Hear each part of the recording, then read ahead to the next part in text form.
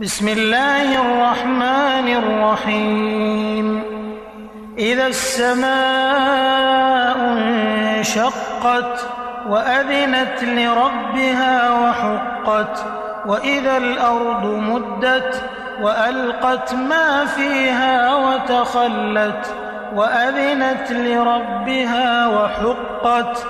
يا أيها الإنسان إنك كادح إلى ربك كدحا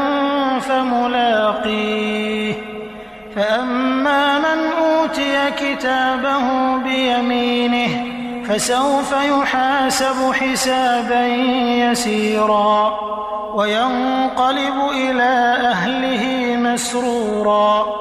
وأما من أوتي كتابه وراء ظهره فسوف يدعو ثبورا